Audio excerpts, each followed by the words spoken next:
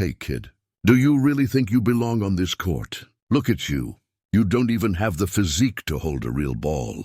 The words leave LeBron James's mouth like sharp blades cutting through the hot gym air. He stands there, imposing, with his 6 feet 8 inches of pure intimidation, arms crossed over his broad chest, an arrogant smile dancing on his lips. Around him, the elite of American basketball, NBA players, millionaire stars, bodies sculpted by genetics and relentless training. Everyone laughs. The sound echoes off the walls of the private gym in Los Angeles, a temple where only the chosen ones tread. At the center of this storm of mockery, there's a boy, too skinny, too short, too pale. He's 17 years old but looks 14. His arms are thin as dry twigs. His narrow shoulders carry a basketball jersey 3 sizes too big. He doesn't respond, just squeezes the ball between his trembling hands, feeling the worn leather scratch his skin. His name is Danny Carter, and he shouldn't be here. LeBron takes a step forward, still smiling, and the entire room seems to tilt in his direction. He is gravity. He is the center of the basketball universe. 4 championship rings, 4 MVPs, a career that redefined the sport. And he knows it. He's always known it. Seriously, who let this kid in here? LeBron asks, turning to the other players. Did someone call delivery service?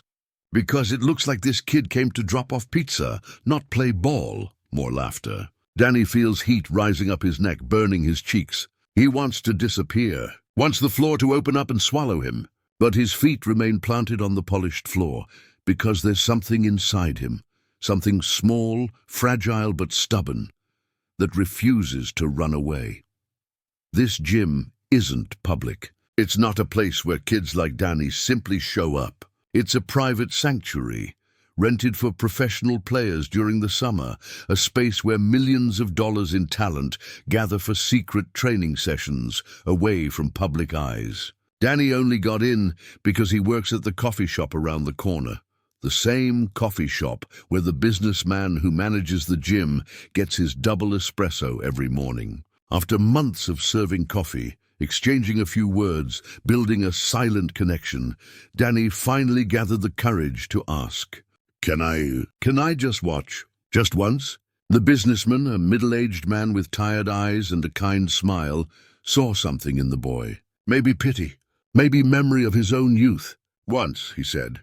But stay invisible, Danny promised. He would stay in the shadows, silent as a shadow. But when he entered the gym and saw the court, that gleaming, perfect court, where legends sweated and dreams became reality, something inside him broke.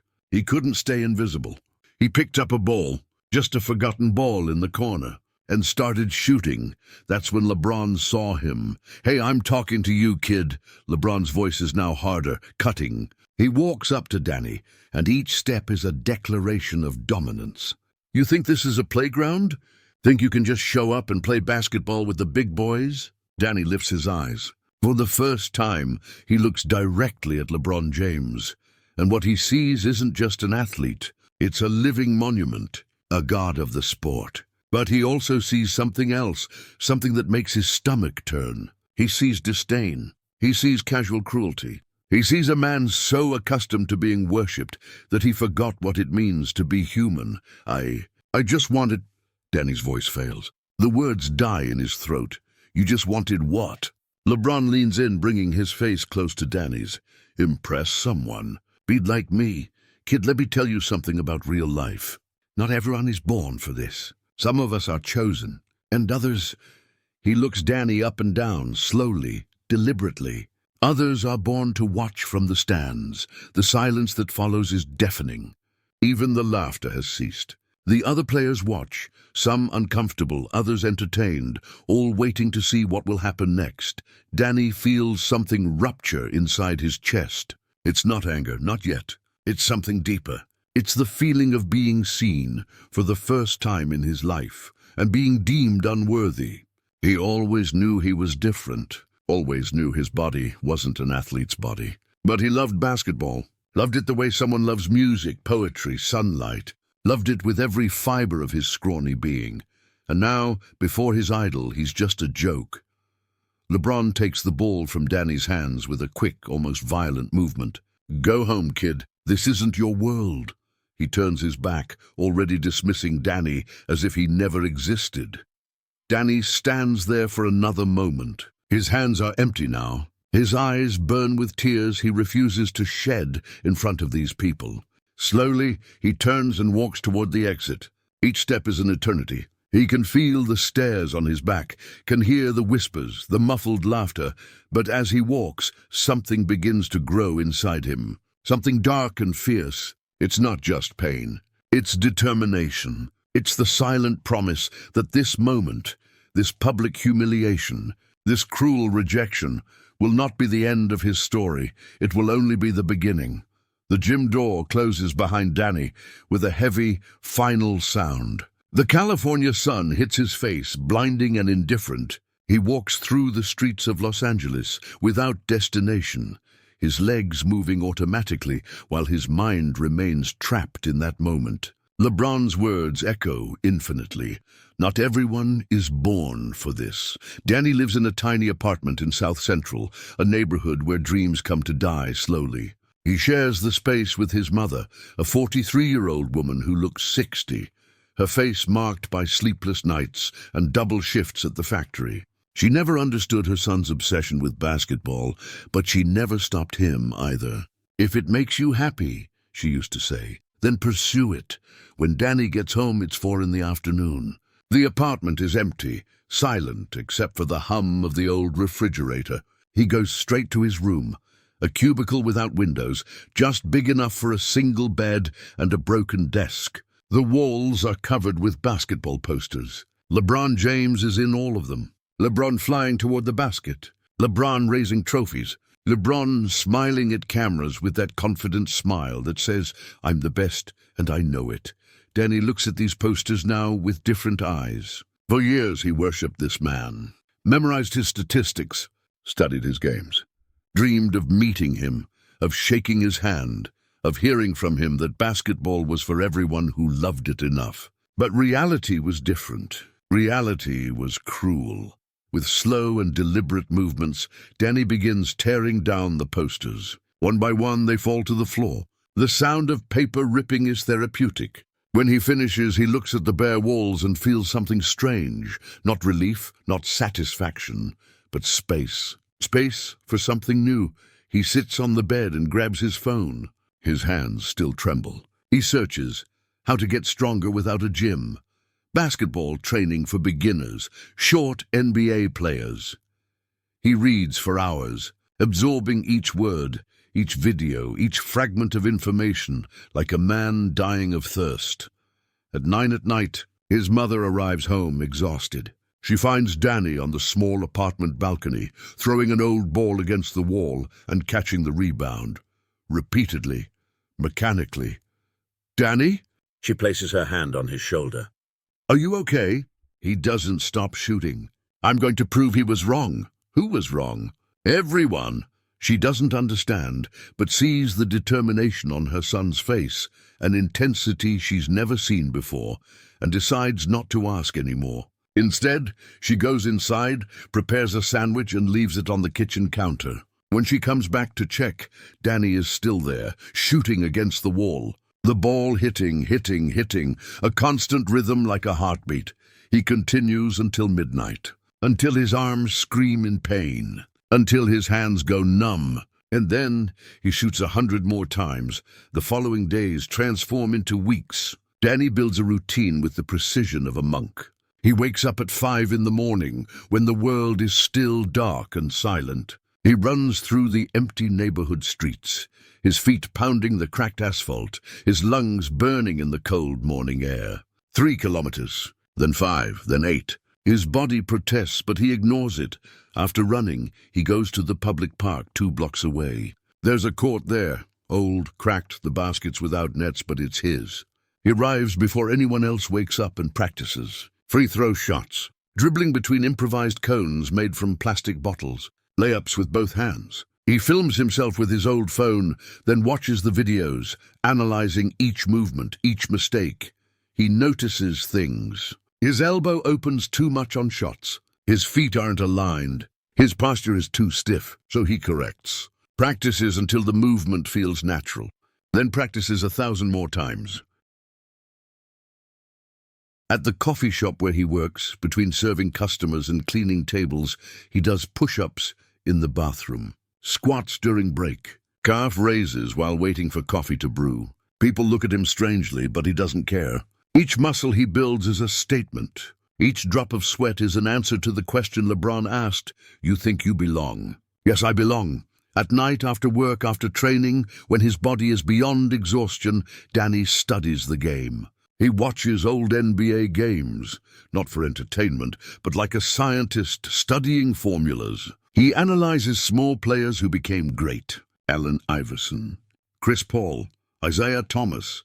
He sees how they used speed where they lacked height, intelligence where they lacked strength. He dissects their movements frame by frame, and he watches LeBron. Not with adoration now, but with the coldness of a military strategist studying the enemy. He sees the patterns, the tendencies, the blind spots. LeBron is brilliant, but he's not perfect. Nobody is. The weeks transform into months. Summer burns and then cools into fall. Danny doesn't tell anyone about his goal. There's no one to tell. He has no close friends, no team, no coach. He's a one-man army, waging a silent war against his own limitations. His body begins to change. Muscles appear where there was only bone. His arms gain definition. His legs become propulsion machines. He's still skinny, he'll always be skinny, but now there's density, compact strength. He gains 6 kilos, then 8. Not much, but every gram is muscle earned with sweat and determination. More importantly, his game changes. His shots become more accurate. His ball control becomes almost telepathic. He develops a crossover that's too fast for the eye to follow. He learns to read defenders, to anticipate movements before they happen. There's something happening inside him too, something beyond the physical.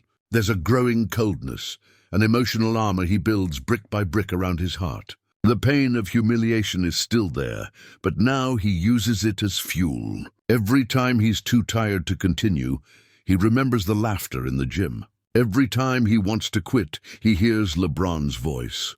"Go home, kid." And he practices for another hour.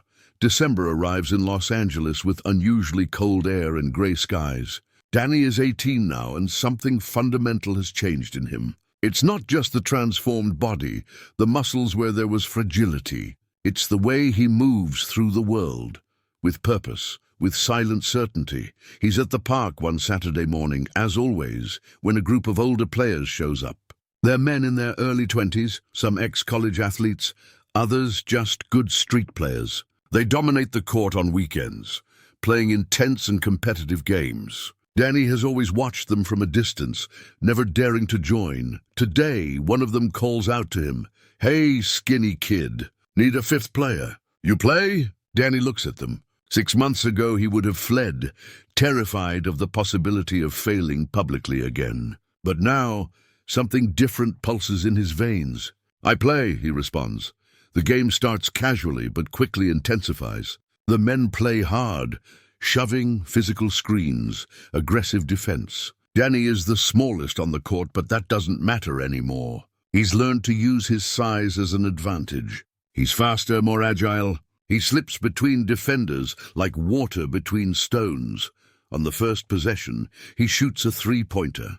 The ball goes through the net with a soft swish. The game continues. Danny steals a ball, runs the entire court, completes a layup while being fouled. The men start looking at him differently, not with pity or contempt, but with respect. In the end, Danny's team wins. He scored 18 points, had 5 steals, and didn't commit a single turnover. "You're good, man," says the guy who called him, extending his hand. How come we've never seen you here before?" "I've been practicing," Danny responds simply. "Practicing where? You should play somewhere real. College league or something." Danny shakes his head. "Haven't finished high school yet. 1 more semester. Well, when you finish, look for someone. You've got real talent." The words warm something inside Danny that's been frozen since that day in the private gym. For the first time in months, he smiles. A small smile, but genuine. He starts playing at the park every weekend. His reputation grows. People begin to know his name. Danny, the skinny kid who plays like he's twice his size. The games get more competitive. Better players show up, challenging him specifically. And Danny wins? Not always, but enough. One January afternoon, something extraordinary happens. A man in expensive clothes and brand-name sneakers appears on the sideline of the court. He watches Danny play for a full hour, taking notes on an iPad. When the game ends, he approaches. "Danny Carter?"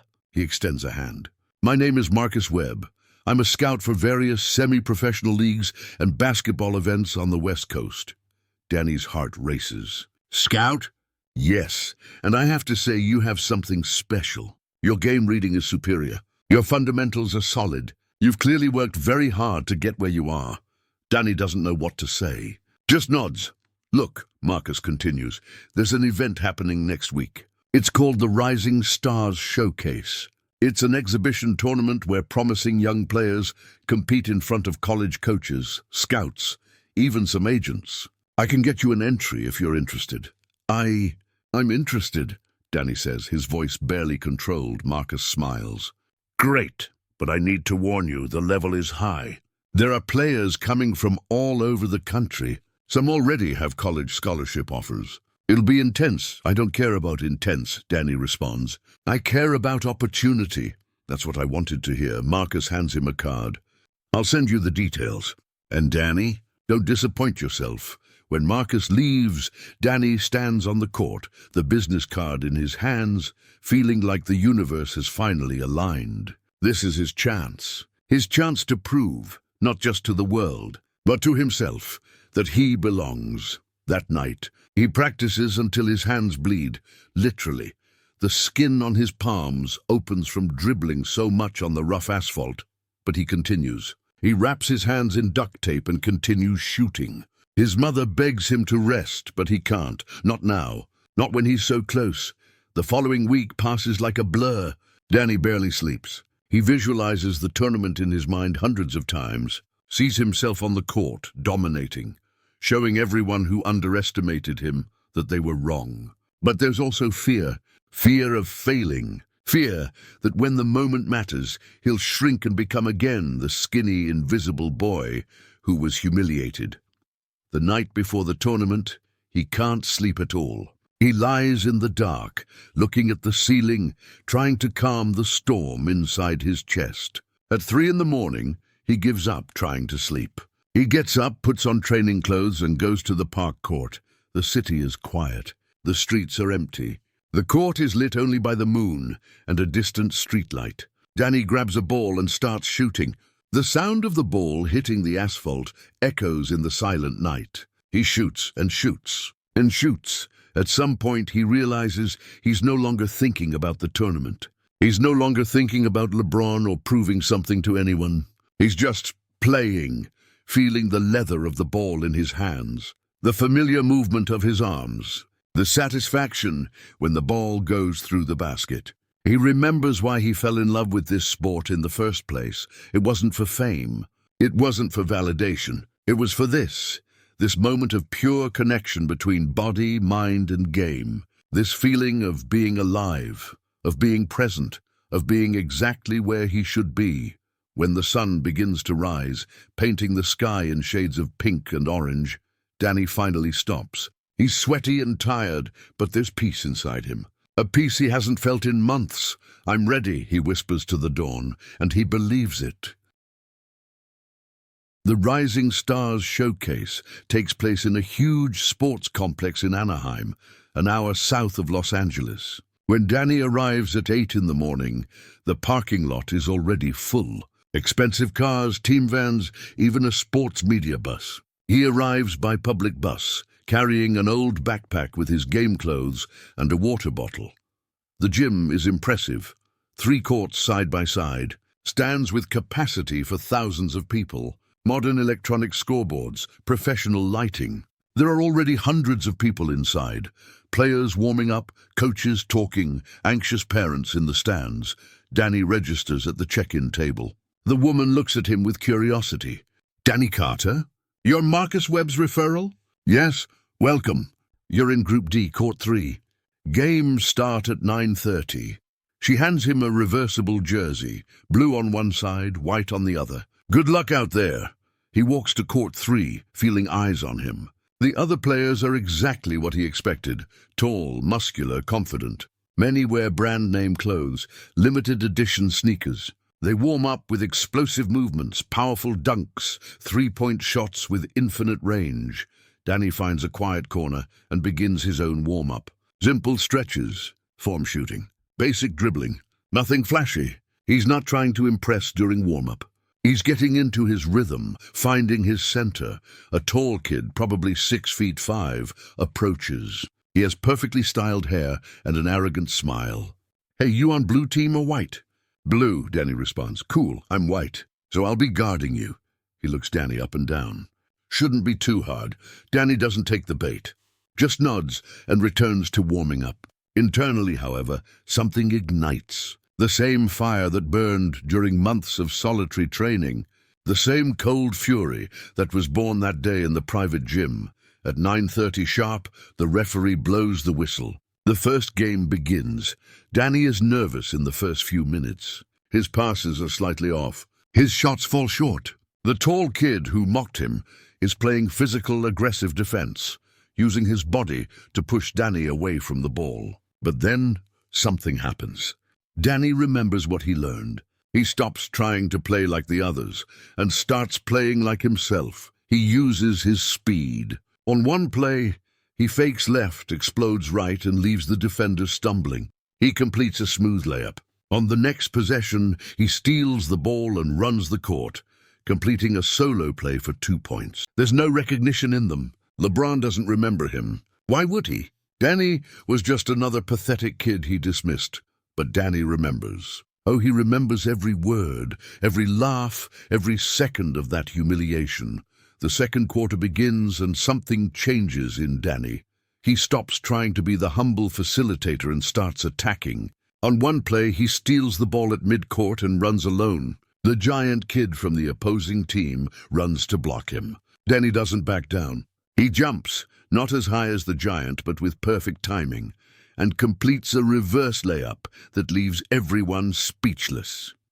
The crowd reacts. A collective "Ooh!" echoes through the gym. On the next possession, Danny receives the ball on the perimeter.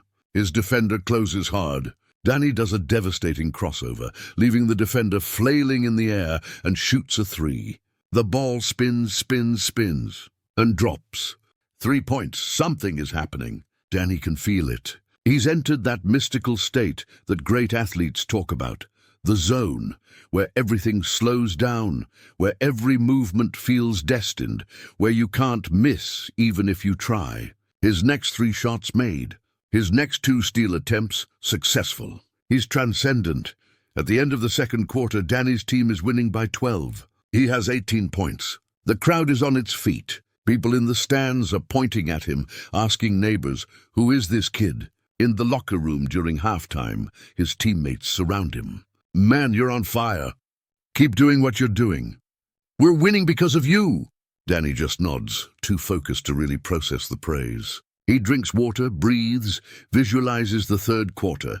Marcus appears at the door. "Danny, can you come here for a second?" Danny follows him into the hallway. Marcus looks serious. "You're playing the best basketball I've ever seen from you. But I need to warn you about something. The blue team coach is changing strategy. They're going to play box-and-one defense specifically against you. Box-and-one. Danny knows the play. 4 defenders in a zone, 1 marker dedicated exclusively to following the offense's most dangerous player. Exactly. They're going to deny you the ball, push you, make your life miserable.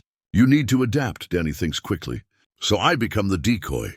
I draw the defense and create opportunities for my teammates. Marcus smiles. Exactly. See, that's game intelligence. That's why you're special.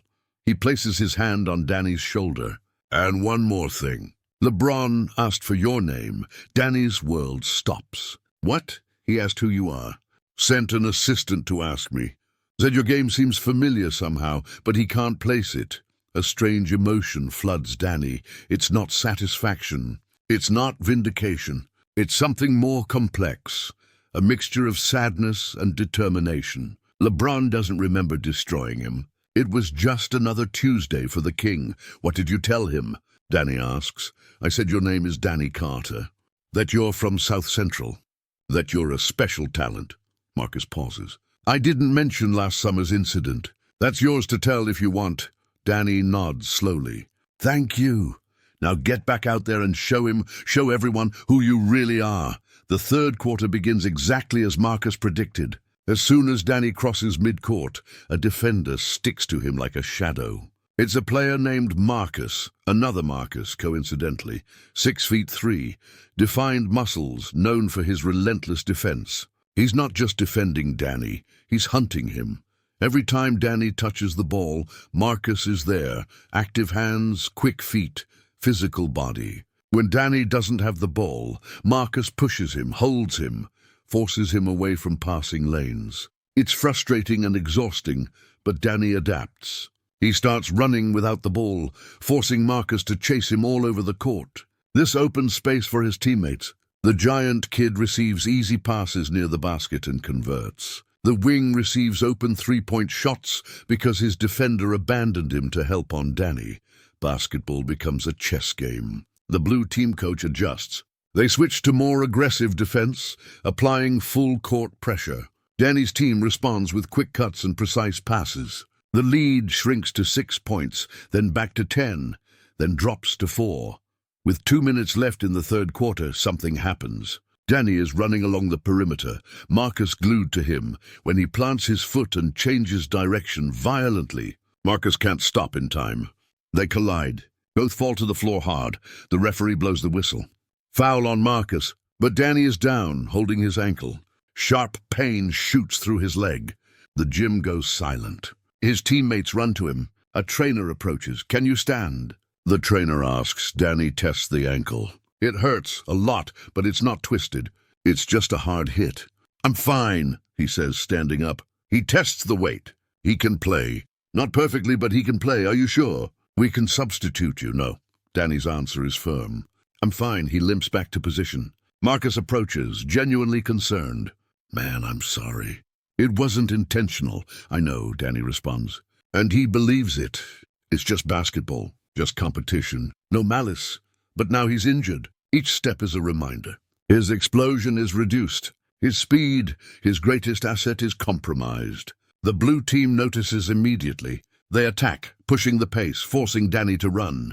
His team's lead evaporates. At the end of the third quarter, the score is tied 52-52. Danny sits on the bench during the 1-minute break, ice on his ankle. Marcus Webb is there, crouched in front of him. You don't need to prove anything more, he says quietly. You've already shown enough. No one will think less of you if you sit out the fourth quarter. Danny looks at him, then looks at the stands. LeBron is still there, now standing, talking with one of his assistants, but clearly still engaged in the game. Danny thinks about all the months of training, all the mornings at 5 a.m., all the nights until midnight, all the sweat, all the pain, all the solitary determination. I didn't come here to sit, he says. Marcus studies his face for a long moment, then nods, then finish it. The fourth quarter is war. Both teams are exhausted, but no one backs down. Every possession matters. Every shot is defended like life depends on it. The score goes back and forth. Tie, blue team by 2. White team by 1. Tie again. Danny is playing through pain. Every time he plants his left foot, the ankle screams. But he ignores it. He refuses to let it define him. He's still playing smart basketball, making the right passes, making correct decisions. But his ability to create his own shot is limited. With 3 minutes remaining, the blue team is winning by 5. It's the biggest lead of the fourth quarter. The momentum has completely shifted. They're confident, playing freely. Danny's team is tight, trying too hard, forcing bad plays. Timeout. The players gather.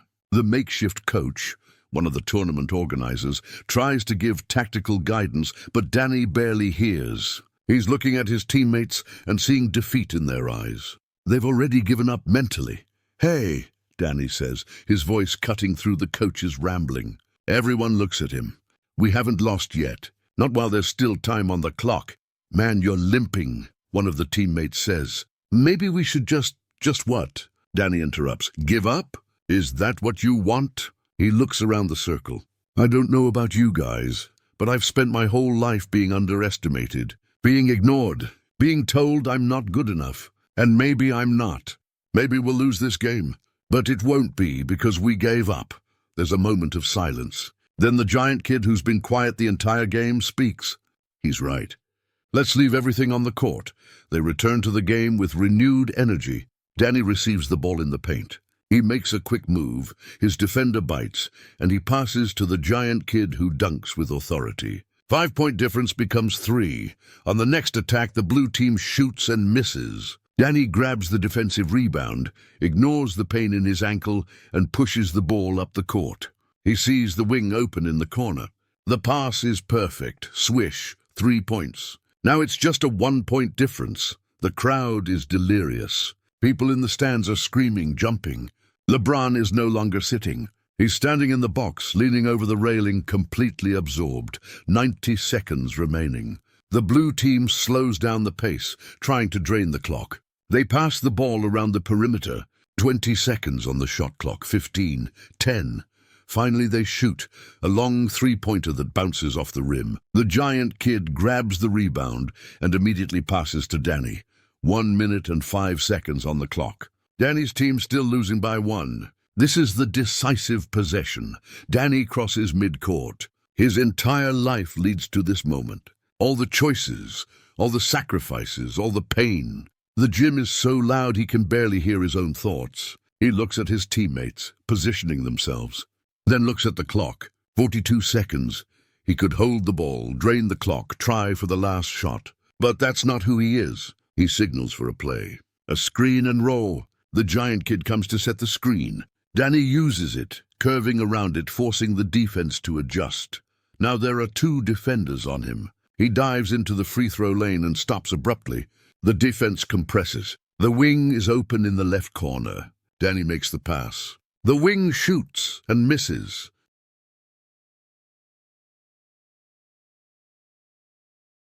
The rebound is grabbed by the blue team. They push to offense.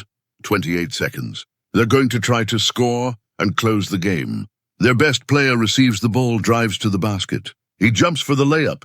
Danny appears out of nowhere. He jumps, ignoring the explosive pain in his ankle, and blocks the ball cleanly. A perfect block, all ball, no foul. The ball comes loose. Danny dives to the floor for it, his fingers closing on the leather as other bodies collide around him. Whistle. White ball. Danny has possession, 14 seconds. He stands up slowly, feeling hot blood dripping from a cut on his elbow. Doesn't matter. Nothing matters except these next 14 seconds. He looks to the coach for guidance, but the coach just points at him. His choice, his decision. Danny receives the ball out of bounds. He passes it in, then receives it back. 11 seconds. He dribbles, feeling the rhythm. The crowd is counting. 10, 9, 8. He crosses midcourt. 7, 6. Marcus, his defender, is in defensive stance, determined not to let Danny beat them. Danny does a crossover. Marcus doesn't bite. 5, 4. Danny is at the top of the key now. 3 defenders collapse on him. He has 2 options: force a contested shot or pass to an open teammate. 3. He makes a pass fake. The defenders hesitate for a split second. It's all Danny needs. He jumps, not for a regular shot, but a deep fade away. 2. The ball leaves his hands. The gym goes completely silent for 1 impossible microsecond. Everyone sees the ball spinning through the air, a perfect arc against the bright ceiling lights. 1. The ball hits the glass, bounces on the back of the rim, jumps high in the air, and then falls through the net. The whistle sounds. Game over. The gym explodes. The sound is deafening. Screams, applause, pure chaos. Danny's teammates engulf him, screaming and jumping. They won by 1 point. In the last second, with Danny limping, bleeding, exhausted. But in the middle of this chaos, Danny isn't celebrating. He's looking up, at the box, at LeBron, and LeBron is looking back. The next few minutes are a blur. People congratulating Danny, camera flashes. Someone shoving a microphone in his face, asking for an interview. Coaches handing out business cards. But Danny barely processes any of it. His eyes keep returning to the box. LeBron is still there. He's talking with one of his assistants, pointing down in Danny's direction. He's smiling, not with amusement or superiority, but with what seems like genuine respect. The assistant nods and descends the stairs. Marcus Webb appears, beaming. "Danny, that was incredible!" "I have 3 college coaches wanting to talk." Danny stands to leave. At the door, he pauses and looks back. "One more thing. It's not about being born for something or not. It's about how much you're willing to suffer for it. Remember that next time you meet a kid who doesn't look like they belong." He leaves before LeBron can respond.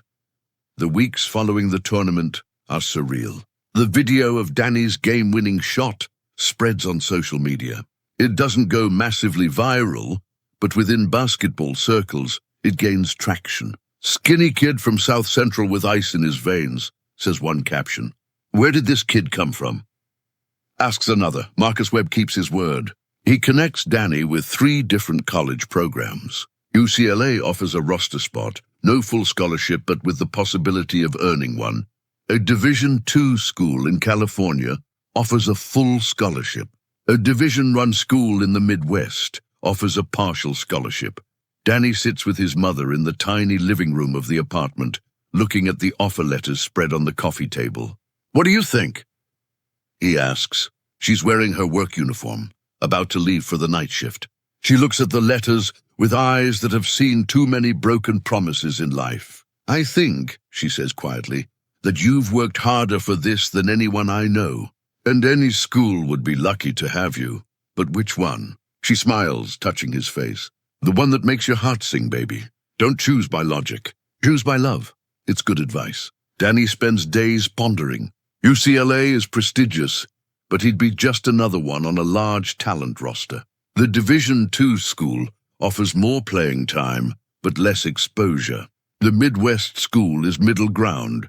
Finally, he chooses UCLA, not because it's the most famous or because it offers the best path to the NBA, but because it's close to home, close to his mother, close to the courts where he grew up. He doesn't want to escape his roots. He wants to honor them. He signs the letter of intent on a February afternoon. Marcus is there smiling like a proud father. The UCLA coach calls to congratulate him. "You'll have to earn your minutes," the coach warns. "We're not promising anything." "I don't want promises," Danny responds. "I just want the opportunity that you'll have." The months between signing and actually starting at university are strange. Danny graduates from high school, a low-key ceremony where he's just another face in the crowd. He continues working at the coffee shop, continues training every morning. But there's a difference now. There's hope. There's future. One afternoon at the cafe, a customer enters that Danny hasn't seen in months. The businessman who manages the private gym.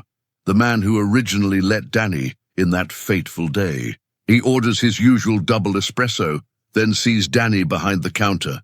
"Danny," he smiles with recognition. "I heard about you. The tournament, the game-winning shot. Everyone at the gym was talking about it." Danny prepares the coffee, feeling slightly embarrassed. It was just a game. It wasn't just a game. It was redemption. The businessman leans on the counter. "And I heard something else. That you had a conversation with LeBron afterward." Danny freezes. He hasn't told anyone about that conversation. Not Marcus. Not his mother. It was something private, sacred in a way. "How did you know?" "LeBron called me, asked about you, asked how you managed to get into the gym that day." The businessman smiles. "I told him. About how you worked here, about how you asked so politely just to watch, about how I saw something special in you." "What did he say?" "He said he was right to see it. And then he did something I didn't expect." The businessman takes an envelope from his coat pocket. "He sent this for you. Asked me to deliver it personally." Danny takes the envelope with trembling hands. It's heavy, expensive paper. His name is handwritten on the front. He looks at the businessman, who just nods encouragingly. "Open it." Danny tears open the envelope. Inside is a letter, handwritten. LeBron's handwriting is surprisingly elegant. "Danny, I've been thinking a lot about our conversation. You said something that stuck with me. It's about how much you're willing to suffer for it. Those words echo because they're true. I suffered for basketball. Bleeding, sweating, sacrificing. But somewhere along the way, I forgot that others are suffering too. Young people like you, with dreams as big as mine were. I can't change the past. I can't erase the words I said or the pain I caused. But I can invest in your future. Inside this envelope is a check. Use it for whatever you need. Equipment, training, school expenses, helping your mother. No strings attached. No obligations. More important than the money, though, I want you to know this. What you did in that gym, the player you became, wasn't because of me. It was in spite of me. You found fire within yourself. That's the mark of a true competitor. Keep proving people like me wrong. The basketball world needs more players with your heart. Respect. LeBron Danny has to read the letter 3 times before the words really register. Then he looks at the check that was folded inside. His eyes widen. $15,000. My God, he whispers. The businessman nods, knowing. He's serious about making amends. Danny feels conflicting emotions. Part of him wants to refuse. His pride says he doesn't need LeBron's charity, that he can make it on his own, like he always has. But another part, the wiser part, understands that accepting this isn't weakness. It's allowing someone to try to right a wrong. It's giving LeBron the chance to grow, just as Danny has grown. And besides, he thinks of his mother, working double shifts, coming home with aching feet, never complaining, always supporting. This money could change her life, could give her rest. Are you going to accept it? The businessman asks gently. Danny folds the letter and puts it back in the envelope along with the check. I will, but not for me. For my mother. That makes you a better man than most. That night, when his mother arrives home, Danny is waiting in the living room. He hands her the envelope and watches as she reads the letter. Tears stream down her face when she sees the check. Danny, it's yours, he says firmly. You worked your whole life for me. Never complained. Never gave up. Now you can breathe a little. She pulls him into a tight hug, sobbing on his shoulder. I'm so proud of you. Not for the basketball. Not for the money. But for the man you've become. Danny holds his mother, feeling years of tension finally dissolving. They're going to be okay. Not rich, not famous, but okay. And sometimes that's all that matters. August arrives hot and humid. Danny moves into the UCLA dormitory on a Sunday morning. His mother helps him carry his few possessions, clothes, school supplies, his worn but beloved basketball shoes. The dorm room is small but clean, with a view of the campus that looks like something from a college movie. His roommate is a football player named Marcus. It seems Danny is destined to meet many Marcuses in life. He's 6'5", weighs 270 pounds of muscle, and has a smile that lights up the room. You're the basketball guy, right? Marcus asks while helping carry boxes. I saw your video. That shot was insane. Thanks, Danny says, still not used to recognition. You're going to kill it here, man. Trust me. Basketball practice begins 2 days later. Danny arrives at the gym at 5:45, 15 minutes before the scheduled time. He's not the first. 3 other players are already there, shooting, warming up. They're all bigger than him. They all have impressive resumes. High school All-Americans, state champions, 5-star recruits. Coach Jim Peterson is a UCLA legend. 60 years old, gray hair, eyes that have seen 1,000 players come and go. He enters at 6 o'clock sharp, whistle around his neck, clipboard in hand. Gentlemen. His voice echoes. Welcome to the season. For those who don't know me, I'm Coach Peterson. For those who do, you know I only care about 3 things: effort, intelligence, and team. Talent is 4th. If you have the first 3, we can work with anything. If you don't, I don't care how many stars were next to your name in high school. He pauses, letting the words sink in. We have 14 players on this team. 12 will dress for games. That means 2 of you will sit at home. Doesn't matter who you are. Doesn't matter what we promised when we recruited you. You have to earn your spot every day. Danny feels a mixture of nervousness and excitement. This is the game at its highest level. No more favors. No more second chances out of pity. Practice is brutal. 2 hours of suicide sprints, defensive drills, 5-on-5 scrimmages. Danny is competing mainly against other freshmen for the backup point guard position. There's a kid named Tyler, 6'1", fast as lightning, who came from North Carolina as a 4-star recruit. There's another named Jason, 5'10", whose shot is so pure it looks robotic. Danny holds his own. He's not the fastest. He's not the best shooter, but he does the right things. He passes when he should pass. He defends with intensity. He communicates constantly, organizing the defense, calling plays after the first practice. When everyone is leaving exhausted, Coach Peterson calls Danny. "Carter!" 1 minute, Danny's heart sinks. He just started and he's already in trouble. He approaches the coach, who's sitting in the first row of the stands taking notes. "Yes, coach?" Peterson looks up. "Tell me about that tournament." The Rising Stars Showcase. Danny didn't expect this question. "What do you want to know?"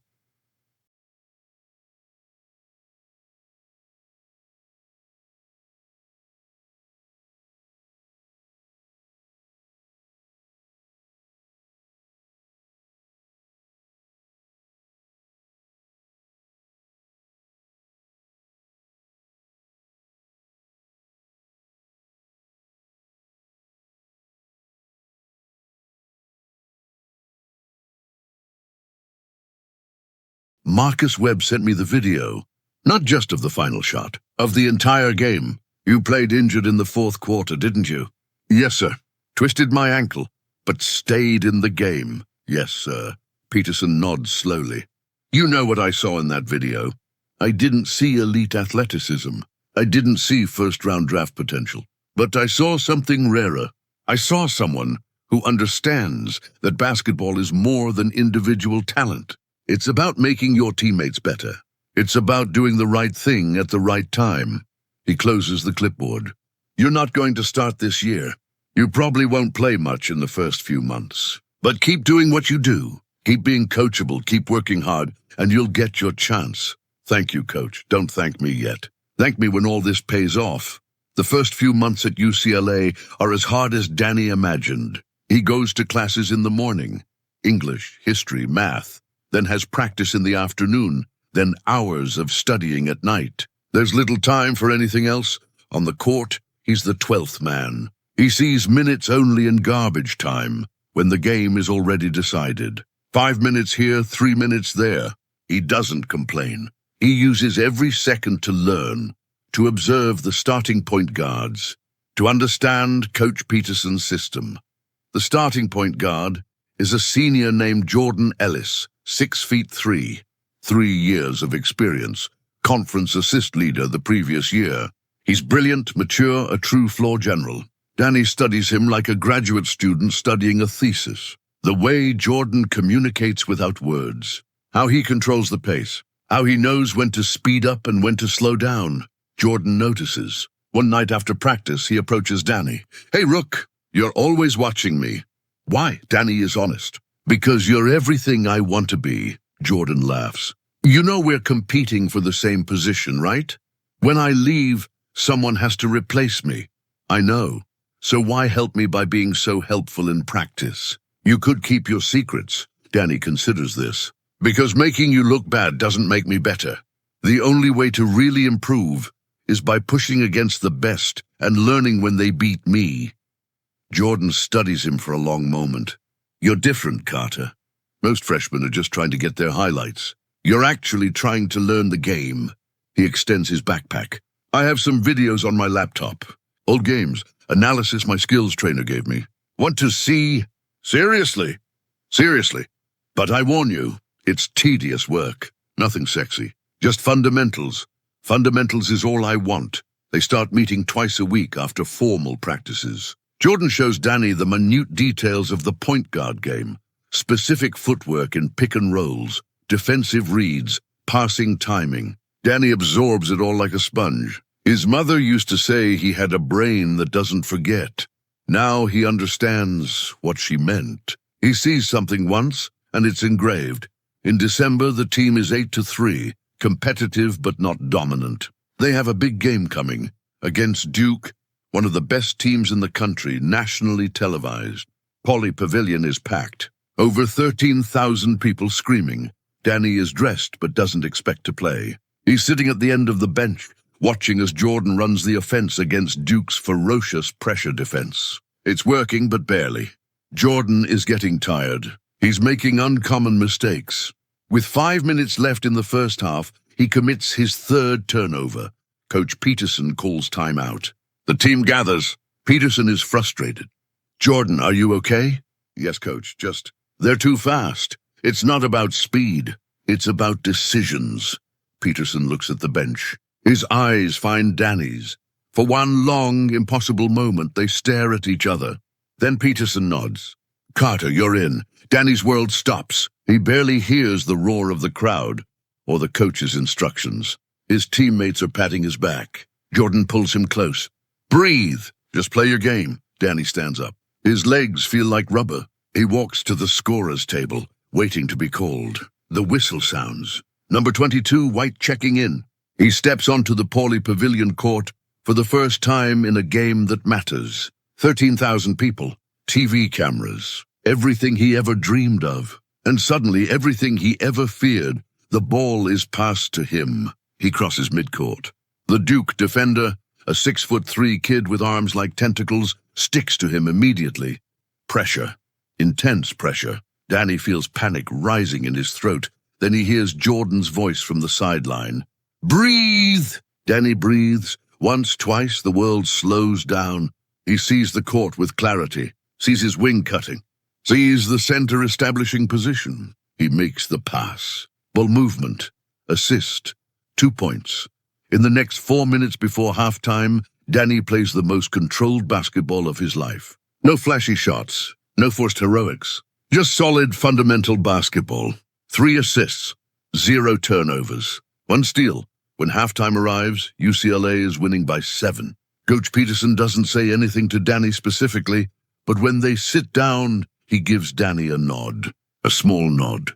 But it means everything. The second half is war. Duke makes a rally, tying the game with 12 minutes left. Jordan returns to the game. He's rested now, energized, and plays like the all-conference player he is. But with 6 minutes remaining, he falls awkwardly chasing a loose ball. He gets up slowly, holding his thigh. The trainer calls him out. Jordan is limping. The team doctor examines him quickly and shakes his head. "He's done for today." Peterson doesn't hesitate. "Carter, you're back in." Danny stands up, and this time there's no panic, only determination. He enters the game with UCLA losing by 4 points. 6 minutes. Enough time he takes control. Not in a domineering or selfish way, but the way a true point guard should, making everyone around him better. He finds the power forward for an easy dunk. 4-point difference becomes 2. He hits a floating runner in traffic. 2 points becomes tie. With 90 seconds left and the game tied, Duke has the ball. They drain the clock, looking for the last shot. Their star, a wing who'll probably be a lottery pick, receives the ball in the low post. He turns to shoot. Danny appears from the help side and strips the ball cleanly. Not a foul, not a risky gamble. A perfect read and execution. He pushes the ball up the court, Duke running desperately back. Danny has an open layup. He could be the hero, could score and win the game. But he sees something better. His teammate running on the perimeter wide open. Danny passes. His teammate shoots. 3 points. Swish UCLA by 3. 50 seconds remaining. Duke responds quickly, scoring a layup. 1 point. 32 seconds. The ball is handed to Danny. He crosses midcourt, feeling the gravity of the moment, but not crushed by it. He calls a play. The team executes. Ball movement. 4 passes. The open free throw. Danny receives it back with 8 seconds remaining. A defender runs at him. He could shoot, but he sees the power forward ceiling underneath. A perfect bounce pass. Dunk. UCLA by 3. Duke has one last chance. They advance quickly up the court and throw up a desperate 3. The ball spins on the rim and falls out. Game over. UCLA wins by 3. Pauley Pavilion explodes. Danny's teammates engulf him. Jordan, limping but radiant, hugs him. "You just beat Duke, Rook." In the post-game interviews, reporters want to talk to Jordan, to the power forward who scored the last points. But Coach Peterson insists. "Talk to Danny Carter. He was our MVP today." A reporter shoves a microphone in Danny's face. "Danny, you just played 6 crucial minutes. and helped beat Duke on national TV. What's going through your head right now? Danny thinks about all the ways to answer. Could say something rehearsed, something humble, but he decides to be honest. I'm thinking about all the times people told me I wasn't good enough, that I was too skinny, too short, too slow. I'm thinking about all the mornings I woke up at 5 a.m. to train when no one was watching. And I'm thinking that it was all worth it. Not for the playing time, not for the victory, but because I proved to myself that I belong. The answer goes viral. Not massively, but enough. Clips of the game circulate on social media. UCLA backup point guard makes clutch plays against Duke. Danny Carter from underdog to hero. And somewhere, in some gym somewhere, LeBron James sees the video. He stops what he's doing and watches the entire game. When it's over, he grabs his phone and sends a text message to Danny. A number Danny never expected to receive. Saw the game. You belong at this level and beyond. Keep proving to the world what I already know. LJ Danny reads the message 3 times, then saves it, not as validation, but as a reminder of where he started, of how far he's come, and of how much farther he can still go. The rest of the season unfolds like a dream. Danny doesn't become a starter. Jordan is too good for that, but becomes an essential piece. 8 to 12 minutes per game, always entering in critical moments, always delivering. The team finishes 24-9, makes the NCAA tournament as a number 6 seed. They lose in the second round to a smaller school that plays with pure heart and makes every shot. It's disappointing but not devastating. Danny scored 9 points in that game. It wasn't enough, but he learned. He grew. At the end of season banquet, Coach Peterson gives a speech. He talks about effort and dedication. Then he says something that makes Danny tense up. We have a special award this year, not for our best player, not for our leading scorer, but for the player who most embodies what it means to be a Bruin. The player who worked hardest, who improved most, who never complained about playing time, but was always ready when called. He pauses. Danny Carter, come here. Danny walks to the front, stunned. Coach Peterson hands him a small trophy. Nothing elaborate, just simple bronze. But it means more to Danny than any statistic ever could. This is just the beginning for you, Peterson says quietly, so only Danny hears. You have 3 years left. Keep working, and when Jordan graduates, that position is yours. 3 years later, it's March again. NCAA tournament, national championship game. Danny is now a senior, the starting point guard, team captain. He's grown to 5'9", gained 2 inches somehow, weighs 170 pounds, all muscle, and is one of the most unlikely success stories in college basketball. UCLA is playing Kentucky for the national title. The game is fierce, physical, everything championship basketball should be. Danny has 16 points and 8 assists, but more importantly, he has leadership. When his team is nervous, it's his voice calming them. When momentum shifts, it's his example bringing them back. With 3 minutes remaining, the game is tied. Danny has the ball at the top of the key. The gym, 75,000 people in a massive dome, is shaking with noise. He looks to the bench. Coach Peterson just nods. Trust, Danny breathes. He calls a play, but in the middle of execution, he sees something. A gap in the defense, an opportunity the playbook doesn't contemplate. He breaks from the play, improvises. He drives hard left, the defense collapses, and he jumps not to score. To pass, a no-look behind the back pass to his wide-open wing in the corner. 3 points, swished UCLA by 3. In the final minutes, Danny does everything. He scores 6 points. He grabs a crucial defensive rebound. He makes 2 free throws, with 8 seconds remaining to seal the game. When the final whistle sounds, UCLA is national champion. The chaos that follows is indescribable. Confetti falling from the ceiling, teammates crying and hugging. Coach Peterson, 63 now, being lifted on players' shoulders. And Danny, in the middle of it all, feeling something he's not sure how to name. It's not triumph, though he has triumphed. It's not vindication, though he's proven every doubt wrong. It's peace. Peace from finally proving. Not to LeBron, not to the skeptics, but to the 17-year-old boy inside him who was humiliated in that gym. that he was always enough. In post-game interviews, when asked about his unlikely journey, Danny gives an answer that becomes headline on every sports website. People ask how I got here. They ask what the secret is, and I tell them there is no secret. There's only work. There are only days when you don't want to train, but you train anyway. There are only moments when you want to give up, but you keep going anyway. And there's only the decision that no one can define your worth except you. He pauses, his eyes shining with emotion. Years ago, someone told me I didn't belong, that some of us are born to play and others are born to watch. But they were wrong. We're not born for anything. We become what we decide to become through the choices we make, the work we put in, the character we build. His voice gets firmer.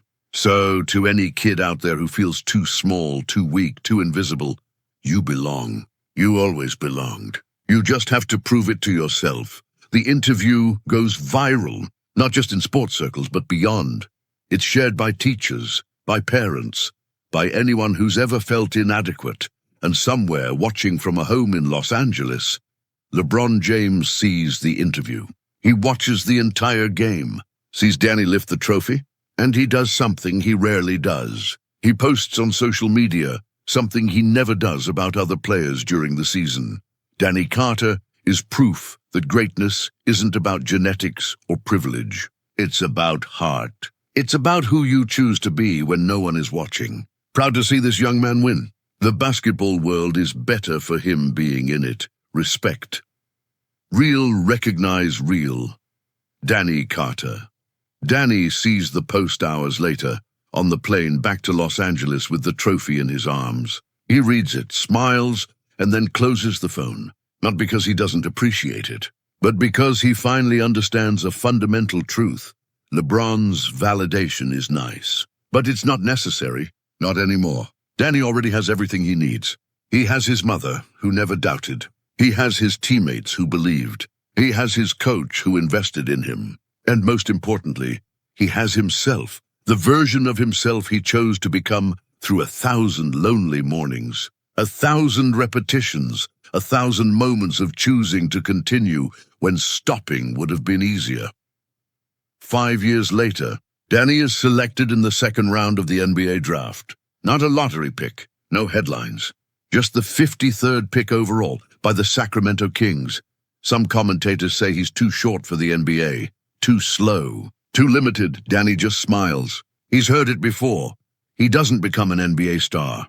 He's not an all-star, not an MVP, but he becomes something more valuable, a reliable professional, a solid backup point guard who plays 9 years in the league, who earns respect from colleagues for his work ethic and leadership, who mentors younger players the same way Jordan mentored him. And when he finally retires, at 31 years old, he returns to South Central, returns to that public park where it all began, and he starts a basketball program for kids from underserved communities, kids who are too short, too skinny, too unlikely. He tells each one of them the same thing: you belong, you always belonged. Now let me show you the work that will make you realize it. And some of the kids listen. Some work, some transform, and the story continues. Because that's the thing about humiliation, about adversity, about being told you're not enough. It can destroy you, or it can forge you into something unbreakable. The choice, always, is yours. Danny Carter chose to be unbreakable, and in doing so, he didn't just change his own story. He changed the stories of all the kids who come after him, who see his journey and think, if he can, maybe I can too. That's the true victory, not in the scoreboard, not in the statistics, but in the legacy, in the example, in the living proof that heart triumphs over circumstance, always triumphs. True greatness doesn't come from natural talent or external validation, but from the silent determination to become more than the world says you can be. Humiliation can be the beginning of your story, but never its end, unless you allow it. When you work in silence, when you stand up after being knocked down, when you choose to grow instead of becoming bitter, you're not just proving something to others. You're proving something far more important, that you are the author of your own story. And no one, no matter how big their name or how high their pedestal, can take that away from you.